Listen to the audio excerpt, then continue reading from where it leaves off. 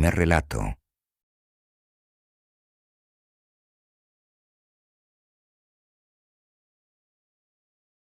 Nunca creí en lo que no podía ver. Mi vida como arqueólogo me había enseñado a confiar en la evidencia tangible, en los datos duros y en los hechos comprobables. Pero todo cambió cuando me encontré con el náhuatl del desierto. Era el inicio de la primavera cuando el equipo y yo llegamos al desierto. La noticia de un hallazgo potencialmente significativo nos había llevado a esa remota región, donde, según las leyendas locales, se encontraba una tumba olvidada de una civilización antigua. Los lugareños hablaban de una antigua maldición, pero en mi experiencia, tales historias eran solo relatos exagerados para mantener alejados a los curiosos. La tumba estaba enterrada bajo una capa de arena en la base de una colina escarpada. Las primeras semanas fueron arduas. El calor era intenso y las tormentas de arena implacables. Pero al final, las capas de tierra cedieron ante nuestras herramientas y encontramos lo que buscábamos: una entrada sellada, adornada con intrincados símbolos y relieves que representaban seres en transformaciones animales. Recuerdo ese momento claramente. La entrada era una losa de piedra cubierta de una capa de arena. Nuestros intentos de abrirla fueron infructuosos hasta que un miembro del equipo, Samuel, notó algo inusual en el grabado de un puma con ojos que parecían seguirnos. Tras una cuidadosa inspección, descubrimos una serie de runas ocultas que, cuando fueron presionadas en el orden correcto, revelaron una entrada secreta. Al abrir la tumba, nos recibió un aire frío, denso, como si lo que estuviera enterrado allí hubiera estado esperando pacientemente durante siglos.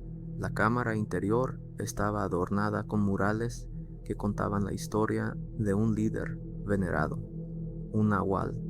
La presencia de figuras cambiantes entre hombre y bestia sugería un ser que había dominado el arte de la transformación. En el centro de la cámara, una urna de piedra cuidadosamente elaborada capturó nuestra atención. Samuel, emocionado por el hallazgo, fue el primero en acercarse. Al abrir la urna, sin embargo, una nube de polvo se levantó y un extraño zumbido llenó el aire. En su interior había un antiguo manuscrito y un amuleto dorado con la figura de un puma. La atmósfera cambió inmediatamente. El aire se volvió denso y sofocante, y la temperatura descendió abruptamente. Las antorchas que llevábamos parpadearon y luego se extinguieron. La oscuridad era casi palpable. Sin embargo, la fascinación por el manuscrito y el amuleto nos impulsó a seguir adelante. El manuscrito estaba escrito en una lengua desconocida, pero el amuleto parecía tener un poder inherente que sentíamos al tocarlo. Decidimos llevarnos ambos objetos a nuestro campamento para su estudio. A medida que la noche se asentaba, el desierto se volvió inquietante. Las estrellas brillaban con una intensidad inusual y los vientos parecían susurrar palabras incomprensibles. Fue cuando el viento trajo consigo un extraño olor a carne en descomposición que comencé a sentir un inquietante malestar. Samuel, siempre el más valiente del grupo, se ofreció para explorar el área cercana y no volvimos a verlo. En los días siguientes comenzaron a suceder cosas extrañas. Varios miembros del equipo comenzaron a tener pesadillas recurrentes en las que aparecía un ser con ojos resplandecientes y colmillos afilados. El ambiente se volvió cada vez más tenso y las fracturas entre nosotros se hicieron evidentes. La atmósfera en el campamento estaba cargada de desesperanza y miedo. Fue entonces cuando empezaron a desaparecer. Primero fue Emma, nuestra especialista en artefactos. La última vez que que la vimos estaba examinando el manuscrito en una tienda de campaña. La encontramos al amanecer, la tienda rasgada y vacía, sin rastro de Emma. Lo único que quedó fue su grito ahogado en la noche. Después fue David, el fotógrafo del grupo. Se alejó para capturar unas fotografías del amanecer, pero nunca regresó. Lo buscamos durante horas, pero solo encontramos sus cámaras esparcidas en el desierto. En las fotos se podía ver una figura borrosa en el horizonte. La desesperación nos llevó a revisar el manuscrito en busca de alguna pista que pudiera explicarnos lo que estaba ocurriendo, pero no encontrábamos traducción o explicación alguna. Lo único que entendimos fue que el nahual, la figura de las leyendas, no era simplemente un ser mítico, era un ser real, y su presencia parecía haber despertado con nuestra intrusión. Con el tiempo, solo quedamos yo y Laura, la experta en antropología. Decidimos regresar a la tumba en busca de respuestas. Estábamos exhaustos, temblando de hambre y miedo. La tumba parecía más ominosa que nunca y el aire que se filtraba por la entrada era helado. Al adentrarnos en la cámara, el amuleto comenzó a brillar débilmente. Laura, temblorosa, se acercó al altar en el centro de la cámara, donde el manuscrito estaba ahora abierto, revelando una serie de símbolos desconocidos. Sentí un escalofrío recorrerme cuando Laura comenzó a leer las inscripciones en voz alta. Pero lo que no sabíamos era que al pronunciar las palabras estábamos invocando al nahual. De repente, una presencia oscura llenó la cámara. Un rugido profundo y gutural resonó en las paredes y las sombras comenzaron a danzar a nuestro alrededor. Laura gritó y se lanzó hacia la salida, pero una fuerza invisible la detuvo en seco. Yo, aterrorizado, traté de ayudarla, pero todo sucedió demasiado rápido. La oscuridad la envolvió y su grito se apagó en la nada. Me quedé solo, enfrentando a la entidad que había sido liberada. Los murales comenzaron a cobrar vida y una figura imponente se materializó en el centro de la cámara. Era el nahual, una criatura que parecía una mezcla de hombre y puma, con ojos que brillaban como carbones encendidos y garras que reflejaban la luz de las antorchas. En ese momento entendí que el nahual no era solo un ser de leyenda, era un espíritu antiguo y vengativo, un ser de inmenso poder que había sido enterrado para proteger al mundo de su furia. Mi único pensamiento fue sobrevivir.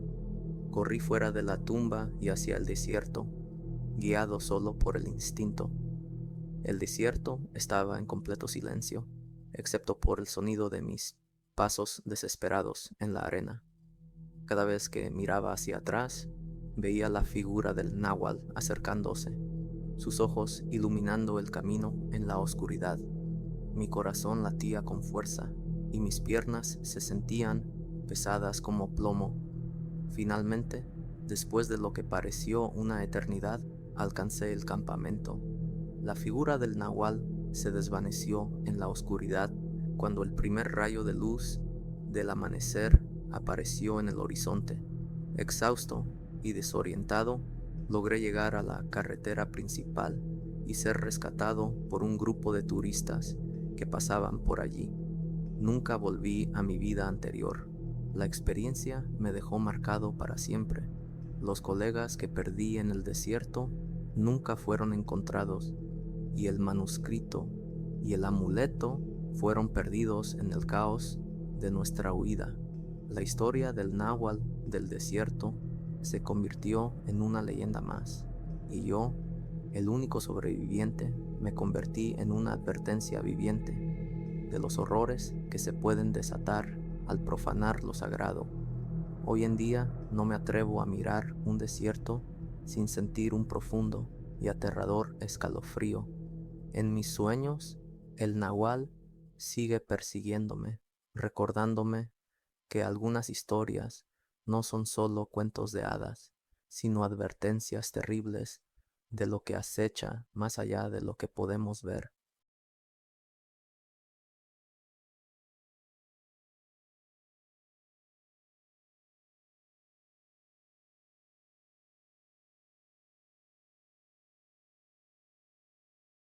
Segundo relato.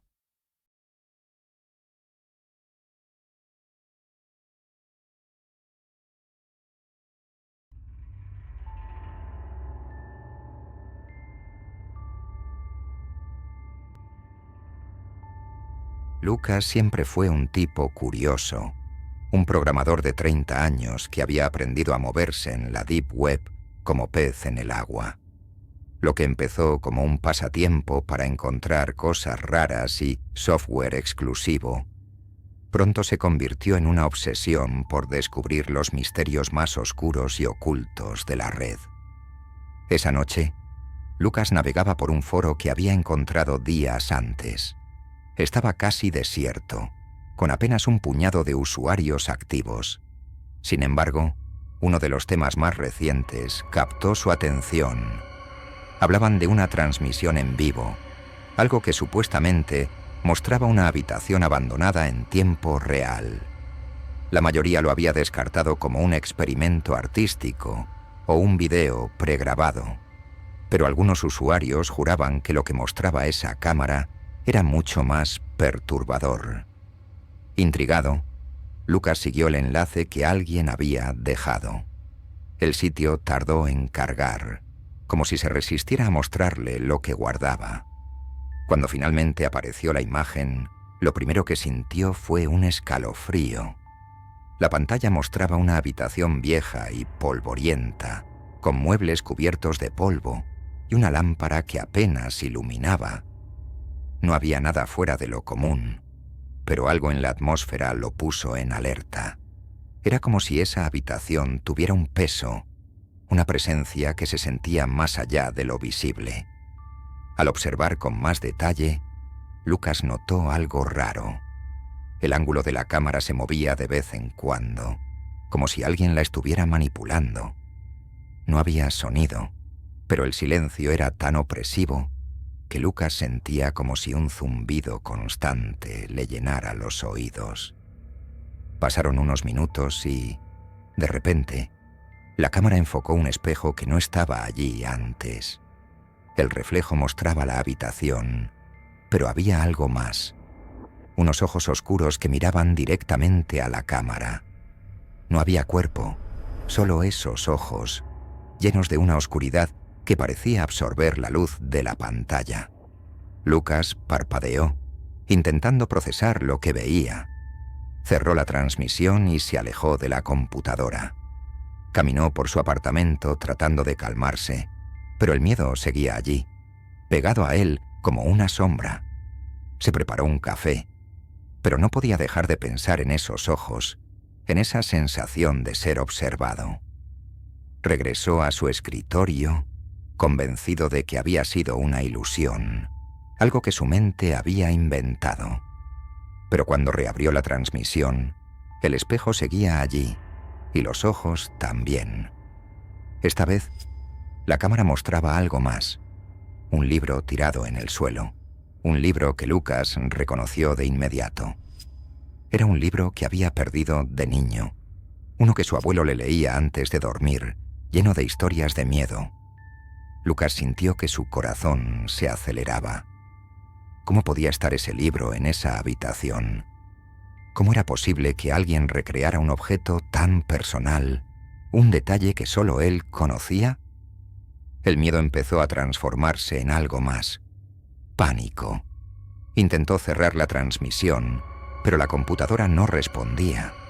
La imagen del espejo y esos ojos seguían fijos en la pantalla. Lucas decidió investigar de dónde venía la transmisión. Utilizó todas sus habilidades para rastrear la dirección IP, y después de varios intentos, logró encontrar la ubicación. Era una casa vieja, a las afueras de la ciudad, un lugar que parecía abandonado desde hacía años. Sin pensarlo dos veces, Lucas tomó las llaves de su coche y se dirigió al lugar. Era una noche sin luna, y el camino hacia la casa estaba cubierto de maleza y sombras que parecían moverse con vida propia. Cuando llegó, la casa estaba tan silenciosa como la habitación en la transmisión. Empujó la puerta, que se abrió con un crujido, revelando un interior que olía a polvo y madera podrida. El lugar estaba en ruinas, pero algo lo guió directamente al sótano. Al bajar las escaleras, Lucas sintió una presión en el pecho, como si el aire se volviera más denso. El sótano era idéntico al que había visto en la transmisión. La misma lámpara, los mismos muebles cubiertos de polvo, y al fondo, la misma cámara apuntando al espejo. Lucas se acercó con cautela, sintiendo que cada paso lo acercaba más a algo que no podía comprender. Miró el espejo, esperando ver esos ojos oscuros de nuevo, pero en su lugar vio su propio reflejo, distorsionado por el miedo. La cámara seguía grabando, emitiendo un zumbido bajo y constante que resonaba en su cabeza. Desesperado, Lucas trató de apagar el equipo, pero no había interruptores visibles. La cámara parecía una extensión de la casa, un aparato que no pertenecía al mundo moderno. En un arranque de desesperación, tomó la cámara y la lanzó contra el suelo, rompiéndola en 1000 pedazos. Pero cuando levantó la vista, el espejo seguía intacto y en él los ojos oscuros reaparecieron, esta vez con una expresión de profundo sufrimiento.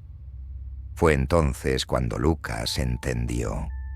La cámara no solo capturaba imágenes, sino que también grababa su mente, sus miedos más profundos y sus recuerdos más escondidos. El espejo era una ventana a su subconsciente, y la cámara había estado proyectando sus propios temores en la realidad.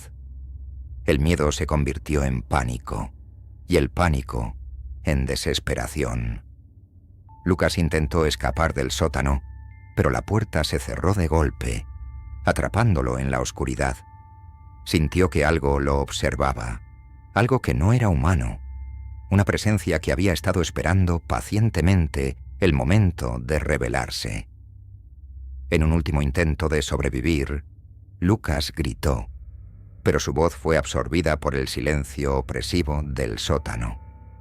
Cuando los amigos y la familia de Lucas reportaron su desaparición, la policía no encontró ningún rastro de él. Solo una vieja casa abandonada, llena de polvo y muebles rotos, y un espejo en el sótano que reflejaba una habitación vacía. Nadie entendía lo que había pasado, y el caso fue cerrado como un misterio sin resolver. Sin embargo, uno de sus amigos, Carlos, decidió investigar por su cuenta. Había escuchado de la obsesión de Lucas por la Deep Web y sospechaba que su desaparición estaba relacionada con esa cámara que había mencionado.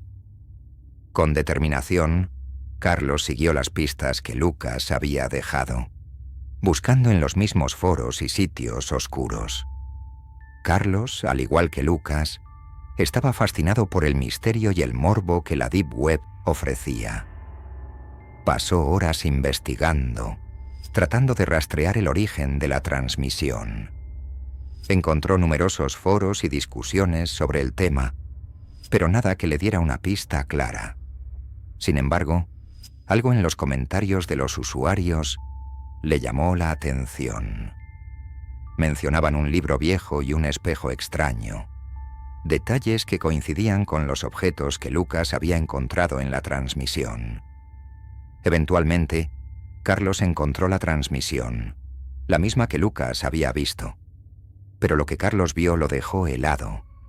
En la pantalla, la cámara enfocaba el espejo, y en él, el reflejo de Lucas lo miraba con una expresión de profundo terror. Carlos sintió que todo su cuerpo se estremecía. Intentó cerrar la transmisión, pero la imagen se mantuvo, fija, implacable. Decidió ir a la casa, la misma que Lucas había visitado. Al llegar, todo estaba tal como lo describió su amigo. La casa vieja, el sótano oscuro y la cámara, nuevamente ensamblada, apuntando al espejo. Cuando Carlos se acercó al espejo, vio su propio reflejo, pero detrás de él, en las sombras, pudo distinguir la figura de Lucas, su rostro pálido y desfigurado por el miedo. Carlos se sintió abrumado por una sensación de desesperanza y terror. La cámara parecía una extensión de la casa, y el espejo un portal a algo mucho más profundo y oscuro. Carlos intentó escapar, pero a medida que se movía, la casa parecía cambiar a su alrededor. Las paredes se estiraban y el pasillo se alargaba, atrapándolo en un laberinto interminable. Cada paso que daba lo llevaba más cerca de una verdad que no quería conocer. En su desesperación, Carlos trató de recordar las historias que había leído sobre la Deep Web. Algunas hablaban de entidades que se alimentaban del miedo, que atrapaban a las personas en sus propios peores temores. Sintió que estaba en el corazón de una de esas leyendas, atrapado en una trampa mental que no podía romper. De repente, la cámara en el sótano se encendió y en la pantalla apareció la imagen de la habitación en la que Carlos estaba. Pero algo era diferente. En el reflejo, las sombras parecían moverse por sí solas, y los ojos en el espejo de Lucas estaban fijos en él, como si estuvieran esperando algo. Carlos vio su propio rostro en el espejo, pero también vio la figura de Lucas, ahora más clara y tangible, extendiendo una mano hacia él. Carlos sintió que el aire se volvía cada vez más pesado, y el frío lo envolvía por completo. El zumbido de la cámara se intensificó, resonando en su mente como un martillo. Se dio cuenta de que estaba atrapado no solo físicamente, sino psicológicamente, en un lugar que parecía alimentarse de sus miedos y angustias. A medida que el tiempo pasaba, Carlos se dio cuenta de que el sótano se estaba transformando. Las paredes parecían latir con vida propia, y las sombras en el espejo se movían con una energía maligna. La cámara parecía estar conectada a algo más profundo, algo que trascendía la lógica y la razón. Carlos sintió que su mente comenzaba a romperse bajo la presión de una realidad que no podía entender. En un último esfuerzo por escapar, Carlos intentó destruir la cámara, pero al hacerlo, sintió una presencia a sus espaldas. La figura de Lucas, ahora más clara y tangible, se apareció frente a él, su rostro un reflejo de un sufrimiento eterno. Carlos gritó, pero el grito se perdió en el eco del sótano, que parecía devorar cada sonido, cada intento de escape. Carlos también desapareció. La casa fue sellada por las autoridades y el caso fue olvidado con el tiempo. Pero la cámara sigue allí, grabando, esperando a la siguiente víctima que se atreva a mirar en el espejo, a descubrir la verdad detrás de la cámara de la mente.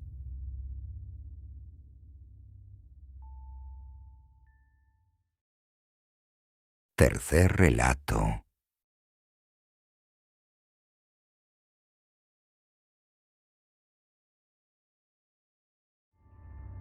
En una cálida tarde de verano, Marcos se encontraba explorando una venta de garaje en su vecindario. Las mesas estaban repletas de objetos en desuso, desde tazas de cerámica hasta viejas cámaras fotográficas. Sin embargo, lo que más llamó su atención fue un antiguo tablero de Ouija, polvoriento y descolorido, en una esquina apartada de la mesa. El vendedor, un hombre de edad avanzada con un aire enigmático, lo observaba con una mirada curiosa. Marcos, intrigado por el aspecto desgastado del tablero y el aura de misterio que lo rodeaba, se acercó. «¿Cuánto cuesta este tablero?», preguntó Marcos, señalando el objeto. El hombre sonrió con una mueca que parecía más una mueca de preocupación que de satisfacción. «No es el precio lo que importa aquí», dijo con voz rasposa, «sino lo que estás dispuesto a pagar». Marcos, confundido pero divertido por la respuesta, decidió llevarse el tablero por un precio simbólico. Al llegar a casa, lo colocó en su sala de estar y se dispuso a limpiarlo. El tablero estaba grabado con letras y números antiguos, sus bordes decorados con símbolos arcanos. Aunque su aspecto era deteriorado, Marcos sentía una extraña fascinación por él. Decidió probarlo con unos amigos para una noche de diversión. Después de todo, la idea de comunicarse con el más allá le parecía emocionante, aunque no del todo seria. Esa noche, se reunió con sus amigos en su apartamento. Sacaron el tablero y lo colocaron en la mesa del comedor. Al principio las preguntas eran triviales. ¿Cuál es tu color favorito? ¿Y qué comida te gusta? Las respuestas parecían venir de una fuente invisible, pero no particularmente inquietante. Sin embargo, conforme pasaban las horas, la atmósfera cambió. Las preguntas se hicieron más personales y las respuestas más perturbadoras. Cuando Marcos preguntó, ¿qué es lo que quieres de nosotros?, el planchet se movió lentamente hasta deletrear: alma. Los amigos rieron nerviosos, pensando que se trataba de una broma pesada. Pero cuando el tablero comenzó a dar respuestas cada vez más específicas sobre sus vidas personales, el ambiente se volvió tenso. Uno de ellos, Sara, sugirió que era hora de dejarlo. Marcos, sin embargo, estaba decidido a continuar. «Solo unos minutos más», dijo con insistencia. A la mañana siguiente, Marcos se despertó con un mal presentimiento. Había tenido pesadillas sobre sombras que lo observaban mientras dormía. Aunque intentó ignorar la inquietante sensación, no podía quitarse la idea de que el tablero tenía algo más de lo que aparentaba. Decidió guardarlo en el desván para no pensar más en él. Con el paso de los días, comenzaron a suceder cosas extrañas. Marcos empezó a experimentar una serie de eventos desafortunados. Su coche se descompuso inesperadamente, sufrió un accidente menor en el trabajo y, lo más inquietante, comenzó a recibir llamadas telefónicas sin remitente que lo dejaban sin habla. Cada vez que intentaba poner en orden su vida, algo salía mal. Un sentimiento de desesperanza lo envolvía cada vez más y las cosas parecían empeorar. Decidió que el tablero era la causa de sus problemas y decidió investigarlo más a fondo. Encontró una pequeña nota oculta en el interior del tablero, escrita en una caligrafía antigua: «Cada alma atrapada aquí paga un precio». La inquietud se apoderó de él mientras leía esas palabras. Decidió buscar información sobre el origen del tablero. Se enteró de que el tablero no era uno cualquiera, sino una pieza fabricada por un grupo ocultista que ofrecía tableros a cambio de un precio mucho más siniestro. No era dinero lo que buscaban, era la esencia misma de las personas que usaban sus tableros. Con cada nueva revelación, Marcos se sumergía más en la desesperación. Investigó cómo deshacerse del tablero, pero cada solución que encontraba parecía más complicada y peligrosa que la anterior. Sus amigos notaron el cambio en él y estaban preocupados, pero él no sabía cómo explicarles la causa de su angustia sin sonar completamente loco. Un día, se decidió a deshacerse del tablero. Fue al bosque cercano y cavó un agujero profundo, en el que enterró el tablero, convencido de que al deshacerse de él, sus problemas terminarían. A la mañana siguiente, para su horror, el tablero estaba de nuevo en su desván, exactamente en el mismo lugar en el que lo había encontrado. Desesperado, Marcos intentó hacer una última llamada a la línea de ayuda paranormal que había encontrado en línea. Fue conectado con un especialista que le explicó que una vez que el tablero había sido activado, era casi imposible liberarse de él. Las almas atrapadas en el tablero, junto con la de Marcos, estaban condenadas a ser parte de un ciclo interminable de sufrimiento. El especialista le aconsejó que intentara una última cosa: hacer una sesión de Ouija en la que tratara de comunicar a los espíritus atrapados para que pudieran liberar su venganza, y así, tal vez, él pudiera encontrar una forma de romper la conexión.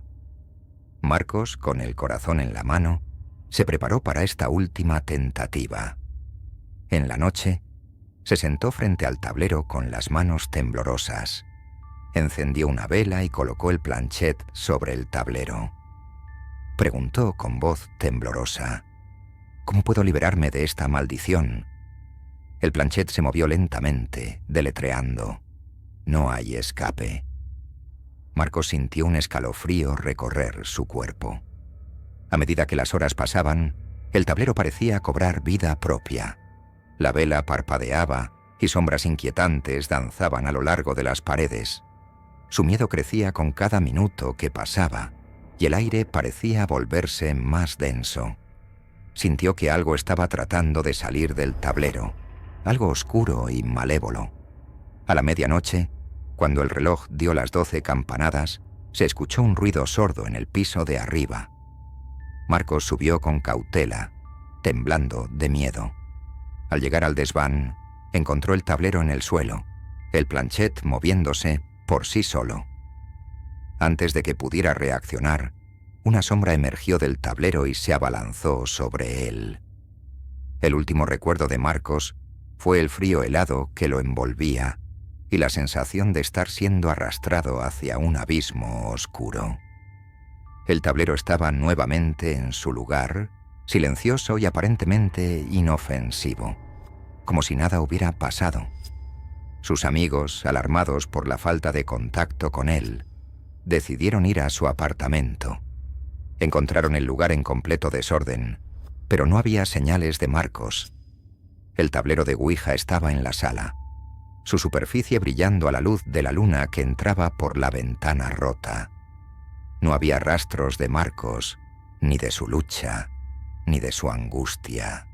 La única evidencia que quedaba era una pequeña nota al lado del tablero que decía: cada alma atrapada aquí paga un precio. Algunos dicen que el tablero sigue esperando a su próximo propietario, listo para continuar con su siniestra transacción. Otros aseguran que la sombra que emergió del tablero sigue buscando a Marcos, esperando llevarlo al oscuro destino del cual nunca podrá escapar. Nadie sabe qué ocurrió realmente con Marcos. La leyenda del tablero con un precio sigue siendo un misterio. Y el tablero, ahora guardado en el desván de su antiguo apartamento, permanece como un recordatorio inquietante de que algunos precios son demasiado altos para ser pagados.